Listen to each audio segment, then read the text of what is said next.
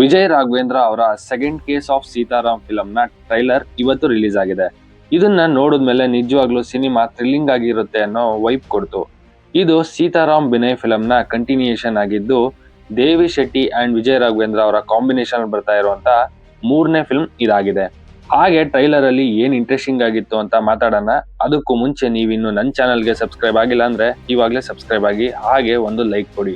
Telugu ಇಂಡಸ್ಟ್ರಿಯ hit series, Malayalam ಸಿನಿಮಾಗಳು and ಬೇರೆ ಬೇರೆ ಇಂಡಸ್ಟ್ರಿಲ್ ಬರ್ತಾ ಇರುವಂತ ಥ್ರಿಲ್ಲರ್ ಸಸ್ಪೆನ್ಸ್ ಜಾನರ್ ಸಿನಿಮಾ ನಮ್ಮ ಕನ್ನಡದಲ್ಲಿ ಯಾಕಿಲ್ಲ ಅಂತ ಅನ್ಕೋತಾ ಇದ್ವಿ.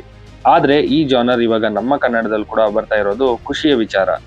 ಇನ್ನು ವಿಜಯ್ ರಾಘವೇಂದ್ರ ಅವರಿಂದ ಖಂಡಿತ ಒಂದೊಳ್ಳೆ ಪರ್ಫಾರ್ಮೆನ್ಸ್ ನ ನಾವಿಲ್ಲಿ ನೋಡಬಹುದು. ಯಾಕೆ ಅಂತಂದ್ರೆ ಪಾರ್ಟ್ 1 ನಲ್ಲಿ ಕೂಡ ಇವರ ಪರ್ಫಾರ್ಮೆನ್ಸ್ ಅಷ್ಟೇ ಚೆನ್ನಾಗಿ ಬಂದಿತ್ತು. ಅಂಡ್ ಇತ್ತೀಚೆಗೆ ಇವರು ಇದೇ ಜಾನರ್ ಸಿನಿಮಾನ ಜಾಸ್ತಿ ಮಾಡ್ತಾ ಇರೋದ್ರಿಂದ ಎಕ್ಸ್ಪೆಕ್ಟೇಷನ್ಸ್ ಜಾಸ್ತಿ ಇದೆ. ಅಂಡ್ ಡೈರೆಕ್ಟರ್ಗೂ ಕೂಡ ಇವರ ಬಗ್ಗೆ ಗೊತ್ತಿರೋದ್ರಿಂದ ಒಂದೊಳ್ಳೆ ಪರ್ಫಾರ್ಮೆನ್ಸ್ ನ ಅವರು ಇಲ್ಲಿ ತಗೋತಾರೆ ಅನ್ನೋ ನಂಬಿಕೆ ಇದೆ.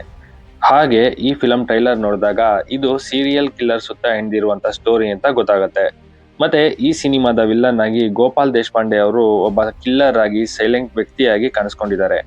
ಆದ್ರೆ ಟ್ರೈಲರ್ ಅಲ್ಲಿ ಇನ್ನ ಒಂದ್ ಫೇಸ್ ಕೂಡ ತೋರಿಸಿದ್ದಾರೆ. ಅದನ್ನ ನೋಡಿದ್ರೆ ಒಬ್ಬ ಬೇರೆ ಸೈಕೋ ಕಿಲ್ಲರ್ ಇರಬಹುದು ಅನ್ನೋ ಫೀಲ್ ಕೂಡ ಕೊಡುತ್ತೆ. ಆದ್ರೆ ಡೈರೆಕ್ಟರ್ ಇಲ್ಲಿ ನಮ್ಮ ತಲೆಗೆ ಹುಳ ಬಿಟ್ಟಿರೋದು ಮಾತ್ರ ನಿಜ.